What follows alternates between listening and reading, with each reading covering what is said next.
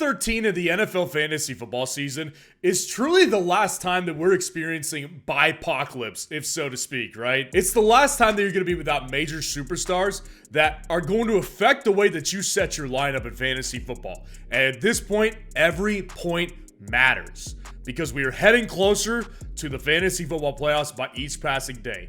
So today we need to get into the top 30 running back rankings for Week 13 fantasy football, guys. And I am still giving away a bunch of these FFN hats right here. And all you need to do to qualify to get one for yourself is to go down there, drop a like on this video, subscribe to the channel, and comment your hottest take for Week 13 fantasy football, guys. So please go down there, drop a like on the video, and subscribe to the channel to show your support. Let's go ahead and just dive right into it. Number one, who's this surprising? It's Christian McCaffrey taking on the Philadelphia Eagles. Now, this may very well be his toughest matchup of the year, but at the end of the day, it doesn't really matter. Nobody else is going to be belonging in the same tier as him ever, this season at least, and there's just no reason to even think that that's the case. It's just simply not going to happen. Christian McCaffrey, I don't care if he plays Philadelphia or if he plays Carolina. He's number one, always, every single week. And then Raheem Mostert at number 2 here. I've got him a spot above Kareem Williams. Raheem Mostert taking on the Commanders and Kareem Williams taking on the Cleveland Browns. The matchup is the difference here. And even with Raheem Mostert having no Devontae last week against the Jets, he had a great game in fantasy. Dude's got 13 rushing touchdowns already this year. The reason you know that you can trust Raheem Mostert this week is because the guy is on one of the most explosive offenses in the NFL. And also, they're playing the Washington Commanders. Their defense is awful. They just fired the defensive coordinator, Jack Del Rio. This defense is tragically bad. There's nothing that I could see here that would stop Raheem Mostert from having a great game, even if Devontae comes back, who, by the way, he helps out Raheem Mostert. Raheem Mostert's had some of his best fantasy games with Devontae. And then Kareem Williams, like I said, the only reason that he's behind him is because of the matchup. He's taking on the Cleveland Browns. That's tough. He doesn't get the matchup upside that he got last week. And that's what I do think we need to keep in mind when it comes to Kareem Williams. His first week back, he got a luxury matchup against the Arizona Cardinals. That doesn't happen every week. And it's not happening this week against the Cleveland Browns. So while, yes, I think he's great, that's why he's the number 3 running back this week, I do think that we can't go too overboard on how much we expect from him in this particular week. I've got David Montgomery one spot above Travis Etienne. David Montgomery at 4, taking on the New Orleans Saints in New Orleans, and Travis Etienne taking on the Bengals at home. David Montgomery, the matchup is tough, and I've actually seen quite a few people concerned about the potential workload and the potential snap count for David Montgomery. Like, I can understand those concerns a little bit, but I want to take you guys back to 2022. In 2022, there were 2 different running backs. It was Jamal Williams in the David Montgomery role, and it was DeAndre Swift in the Jahmyr Gibbs role. Jamal Williams was the running back 8 last year in a full PPR format. Jamal Williams was excellent because he scored touchdowns. You could see on the screen, David Montgomery is getting a touchdown basically every week. And this guy has missed several games. So I just don't fear this with this offensive line they've got. And then Travis Etienne, I can understand the concerns right now. Just with him, it's like, I feel like a broken record because like the past several weeks I've been saying any week now, any week now, any week now. It's like, I sound like one of those old time broken records. But I really do feel that way this week. Like, he's taking on the Cincinnati Bengals, who the Steelers just ran through last week. They've got no hope. This team does not have hope without Joe Burrow. And Travis Etienne, to me, like, if they get an early lead on them, I think Travis Etienne has a great game. Bijan Robinson and Jahmyr Gibbs, the 2 rookies again back-to-back. Bijan at 6 against the New York Jets, and Jahmyr Gibbs against the New Orleans Saints. Both of those are away games. So, Bijan Robinson, what I thought was going to happen, it happened last week. The guy got the whole workload. He saw lots of receiving work as well, and he got in the end zone twice. That's because if you give this guy a workload, he's going to be just fine. Not just fine, he's going to be great. So, Bijan Robinson against the Jets, less than ideal matchup for sure, but I really don't care if he gets 20 plus carries again. I just don't. It doesn't matter if this guy's getting that much work. And then you've got Jahmyr Gibbs, who, like, Jahmyr Gibbs is always going to have a high ceiling. Based on what we've seen this year, he's going to have a high ceiling. Now, the problem that I just kind of laid out with Montgomery is that Montgomery gets the goal line work. That's what Jamal Williams did last year. So what that leaves Jahmyr Gibbs with, he's getting a lot of receiving work, and he's also still getting carries. If you look at them the past several weeks, since Montgomery came back from injury, they're averaging basically the same amount of work. So it doesn't bother me with Jahmyr Gibbs being inside the top 10. And in fact, most of the time he will, because he's got the upside. The only problem is that he's not going to find the end zone on a consistent basis because he's not getting the goal line work. Zach Moss, who would have thought he would be back here? At number 8, taking on the Tennessee Titans in Tennessee. Zach Moss is back, and I don't really like it. I gotta be honest here.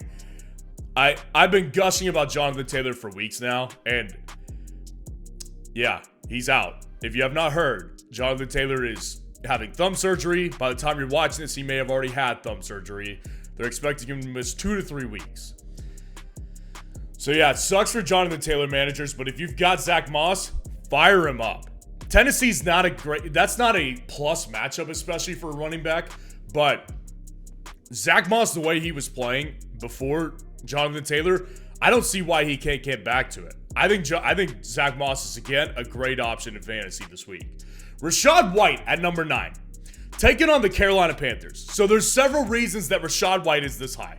Number 1, Rashad White has been very good over the past several weeks. You can see the numbers on the screen, and they're not exactly like super impressive, especially from an efficiency standpoint, which is my big gripe about him. But those numbers are better week by week by week because he's just getting, like, the thing about Rashad White is that he sees targets. He sees everything out of that backfield. 20 plus touches is the norm for him, basically. And the great thing is that he's taking on Carolina this week. Carolina has been absolutely ran through by every running back they played. Their defense is like the Grand Canyon. It's wide open. Wide open.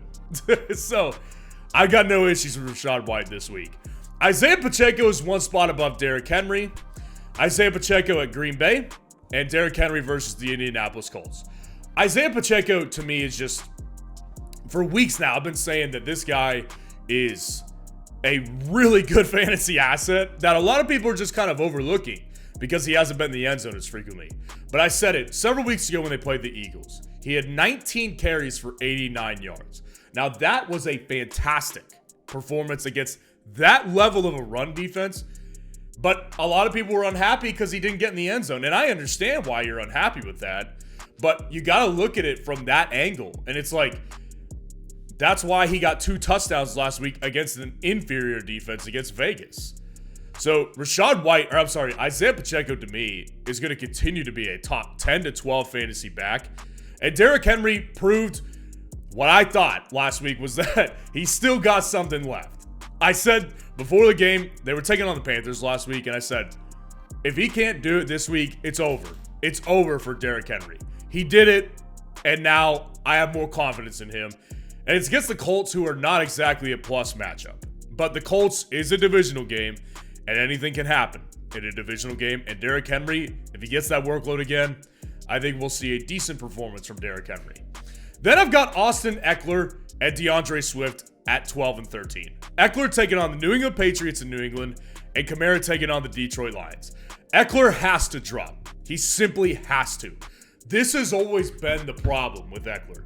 Really, if you look throughout his career, like, his story has basically been the same. He gets, 12 to 15 carries per game, and he's not that efficient with his carries, as you can see on the screen. But he gets a lot of targets and a lot of work at the goal line, so that makes him a touchdown threat all the time. Austin Ekeler is guaranteed to get in the touchdown past several years. We're not there anymore. That's the problem. So if he doesn't see that red zone upside and the ability to get in the end zone, he's a much worse fantasy player. With that being said, he's still a good option. Like, Austin Ekeler is not a guy that I endorse benching, especially against the Patriots this week, who I think that their primary focus will be on stopping Keenan Allen. So that could leave a lot open for Ekeler, specifically in the passing game. And Swift right here, like, Swift would be higher if the matchup wasn't so tough. Against San Francisco, that's a bad matchup. There's no other way to cut it. Now, Philadelphia's offensive line perfectly cancels out this matchup because they have the best offensive line in the league. So I'm not worried about it just from the sense of, like, I think he's going to get completely shut down. And that's why I've got him at 13, because I think that San Francisco's strength is defense. Philadelphia, one of their strengths is offensive line. They kind of cancel each other out a little bit, right? So I think that's what ultimately we see happen with DeAndre Swift. 14 and 15, Alvin Kamara and Tony Pollard here. Alvin Kamara taking on the Detroit Lions, and Tony Pollard taking on the Seattle Seahawks on Thursday night. Alvin Kamara is getting harder to rank by the week, I gotta be honest, because, like, he still sees a bunch of work. He's still seeing, on average, about 20 opportunities per game. Now, that dropped because he was seeing closer to 30 when he came back off the suspension list. It's a little bit different right now. And not only that, but he's not been exactly happy with how this team is running this offense. I've been reading comments. He is not happy with the coaching staff and the direction of the offense, and he said, "We don't have an identity." Head coach Dennis Allen took issue with that. I don't think they're going to bench him. That's not what I'm saying, but I do think that there could be an effort issue here on the horizon here. With that said, the matchup is not good either, and that's why he's down this low, but I still can't rank Tony Pollard above him. Tony Pollard just doesn't see the workload that Kamara does. He just doesn't. If he was seeing a Kamara workload, I would take him against Seattle. I would, but he doesn't see the workload that Kamara does. And while I do think that Pollard is a threat to get in the end zone every week, honestly, especially with a banged up Rico Dowdle, I really don't think that I can put him above Alvin Kamara right now. Brian Robinson and Javonte Williams, 16 and 17. Brian Robinson taking on the Dolphins, and Javonte Williams taking on the Houston Texans in Houston. Now, Brian Robinson is week to week, maybe sometimes hard to predict. Like, and I've been on a roller coaster ride with Brian Robinson all year. For those of you who've been with my channel from the beginning, you know that I've struggled with Brian Robinson. Like, I've consistently ranked him in the bottom 10 of these top 30 rankings. And he's like a top 10 running back right now in fantasy. Like, I've gotten it wrong a lot. I think what I've realized about Brian Robinson is that, like, he's game script dependent. They take on the Dallas Cowboys last week and he does nothing. And that's exactly what I thought would happen. Now, on paper, this is a better matchup against Miami, but I really don't think Washington's going to be able to keep up with the track meet that Miami's about to put on.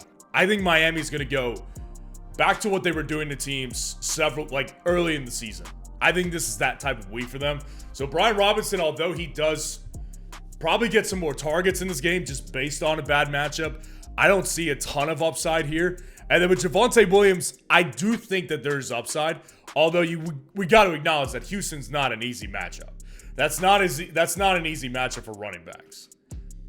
So Javonte Williams, as long as he continues to get 20 opportunities per game at least, he's going to be inside the top 20. Problem is, I want to see him do more. You can see the efficiency numbers on the screen. It's just not good enough. It's not good enough. And he's not really getting it in the end zone. So Javonte Williams, I need to see a little bit more before I start getting really big on him. But I'm on Javonte Williams' watch, as I have been for weeks now. Devon Achane and Breece Hall at 18 and 19. Devon Achane taking on the Commanders, and Breece Hall taking on the Falcons. So Devon Achane, again, it's like last week. It's hard to know where to rank him because Devon Achane, when he came back from the IR, I was initially very excited. I thought he was about to go off, but he re-injured the same knee, and he missed last week on Black Friday versus the Jets. So even if he plays, like, number one, how healthy he's going to be, I would say probably not 100%. And number two, how much work do the Dolphins give him? because he went out on one freaking carry last time he played. So Devon Achane, like, the matchup is beautiful. I would love to rank him higher, but there's a lot of uncertainty with Devon Achane. And then Breece Hall, I would prefer Devon Achane because at least we know he plays for an elite offense. Like, Breece Hall plays for just an awful offense. I mean, they're just terrible. There's no other way to put it. Against the Falcons, the matchup is good. But Breece Hall, not only does he play for a bad offense, but I was reading as well, Robert Saleh called him out this week. Said he needs to do better. Needs to fight for more hard-earned yards. Not a good thing to hear from a coach. Not a good thing at all. And he said something last week before the Black Friday game, so there's issues here on the horizon with Breece Hall. And that's why he's actually just kind of consistently dropping right now. RaAndre Stevenson and Jerome Ford at 20 and 21. Stevenson taking on the Chargers and Jerome Ford taking on the Rams. Now, I already know that this RaAndre Stevenson take is going to get pushed back. I already know I'm going to catch flack for this. RaAndre Stevenson, 3 straight good games now. 3 straight.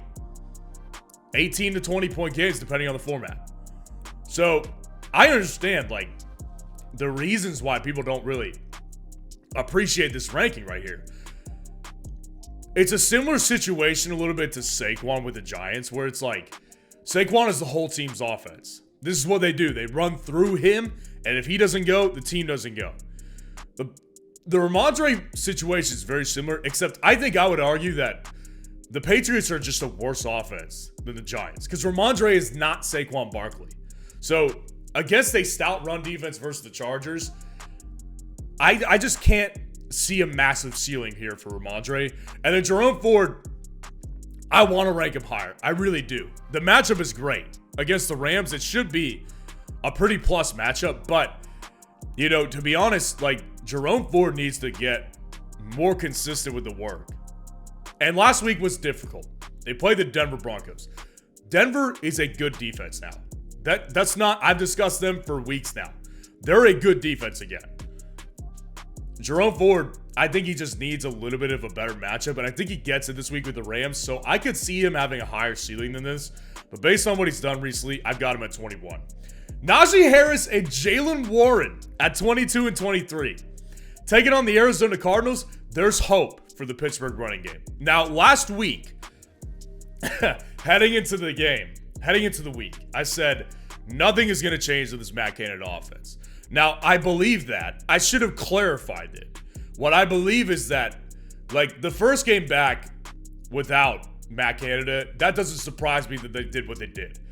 What will surprise me is if they continue to do it. I just don't see them continuing to do it. If you watch the way they run their offense, really the only thing that changed was they took some more shots over the middle. Now, that's a good thing. That's a good thing to do. It helps open up the run game. They just ran for 100 plus on the Bengals. Najee himself ran for 99. So that's why I've got Najee one spot above him, because I do think that when you combine what he did last week, the confidence that he'll build on, and with the red zone work that he gets against the Cardinals, I think that's going to benefit him. But Jaylen Warren, make no mistake about it, they're getting the same workload still. It's exactly what happened last week. That's not changing. So they're going to stay relatively close to my rankings because Jaylen Warren is more capable of big plays than Najee Harris. He just didn't happen last week. Could absolutely happen this week. Joe Mixon and James Conner at 24 and 25. I've got Joe Mixon taking on the Jaguars and James Conner taking on the Pittsburgh Steelers. So Joe Mixon, I discussed it last week. There's just no way he has the ceiling that he did with Joe Burrow. None of the Bengals do right out of the gate, but especially Joe Mixon. It just wasn't going to be there. Joe Mixon is reliant on this point on a good quarterback to take pressure off him. Joe Mixon's not in his athletic prime anymore. He's just not. So when you've got a downgraded quarterback, you're just going to have a lower ceiling. And that's what we saw last week. 8 carries for 16 yards against the Pittsburgh Steelers. That's awful. Awful. So this week he takes on Jacksonville. And I would argue just as tough of a matchup. I just don't see it for Joe Mixon right now.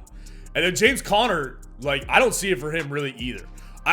I shouldn't say that. I do see potential there. Like, you take out last week, since Kyler's been back, he's been running efficiently. And he's been handling like 16 to 18 carries a game. There's definitely upside here. I don't think it's this week against the Steelers, though. And I get it. It's a narrative game. James Conner, former Pittsburgh Steeler. Narrative game's going to be there. I think that Tomlin and the Steelers are going to do everything they can to minimize his impact. That's what I think. So I just don't think that what we've seen right now, there's no red zone upside, really, because Kyler's taking away a lot of that right now. There's no receiving upside, obviously, because Kyler runs. But, yeah, James Conner here at 25. I just don't see the ceiling right now. AJ Dillon and Zach Charbonnet, the two backups, taking on Kansas City for AJ, and Zach Charbonnet taking on the Dallas Cowboys in Dallas. Simply put, I mean, both of these backup running backs, I haven't been that impressed with. And they're taking on tough matchups. AJ Dillon, I've voiced it several times this year. I just don't think he's that good of a player. I really don't. So I just don't see a ton of upside here. Without Aaron Jones again, which likely is going to be the case, this team is throwing the ball a lot. And they'll probably need to continue to throw it against the Kansas City Chiefs. So, yes, I have him inside the top 30, but I'm not putting him over RaAndre Stevenson. I'm not playing him over Breece Hall. I'm not playing him over Brian Robinson. It's just not happening. Same thing with Zach Charbonnet. Now, Zach Charbonnet's even worse off. Against the Dallas Cowboys, give me a break. His two matchups that he's gotten, the San Francisco 49ers and the Dallas Cowboys. Those are his two starting opportunities right there. It's not even his fault. It's really not. But when you see what he's done the past 2 weeks, they've been almost identical. 14 carries for 47 yards against the San Francisco 49ers. 15 carries for 47 yards the week prior. Zach Charbonnet, I think he's a good player. I think he will eventually be better. But these matchups, come on. Less than ideal for a guy who's just getting his start at the running back position in the NFL. Chuba Hubbard, Devin Singletary, Dameon Pierce to round it out. It's the ultimate low ceiling, guys, right? And really, Bipocalypse has forced this hand for me because Chuba Hubbard, taking on the Buccaneers, Chuba Hubbard, I'll give him this. He's been efficient. And I did say this earlier this week. I do think there's something to coaches getting fired and the players the week after putting up an energetic, aggressive, good offensive performance when that guy is gone. Look at Josh McDaniels, what happened to the Raiders. They came out swinging right away. The Pittsburgh Steelers this past week, Matt Canada. Still not very good, but they came out swinging. I think it could happen again for the Panthers this week. And then the two Texans running back, Devin Singletary was finding a groove. He's taking on the Denver Broncos. They're finding a groove right now, but Dameon Pierce comes back last week and totally just disintegrates this run game again. Now, Devin Singletary, I'm going to prefer him over Dameon Pierce because he's got the receiving upside. Dameon Pierce is just, I guess you could count on, you could maybe hope for a touchdown. That's basically it, but really, Bipocalypse has forced my hand a little bit here on these last two in the top 30. And as I do at the end of every single rankings video, I give you my favorite running back underdog to flex this week. And this week for me, with Bipocalypse, there was tough choices. I actually feel good about this one. It's Kareem Hunt against the Los Angeles Rams. Now, Kareem Hunt has not found the end zone I think the past 2 weeks now, which has sent him packing out of a lot of fantasy rosters. I've seen it in my own leagues. People dropping Kareem Hunt left and right. People are not happy with it because I've been saying this for weeks. With Kareem Hunt, if he doesn't get in the end zone, he's giving you nothing. That's just the problem here. He needs the end zone. Against the Rams, I can see this one happening. I can totally see it happening against the Rams. Getting the goal line work that he does, I can see it happening against this Rams front seven, and that's why he's my underdog running back option of the week. So let me know what you think of the rankings in the comments below and what questions you need answered before Week 13 Fantasy Football. And if you want to see the top 30 wide receiver rankings for Week 13 Fantasy Football, click on this video right here.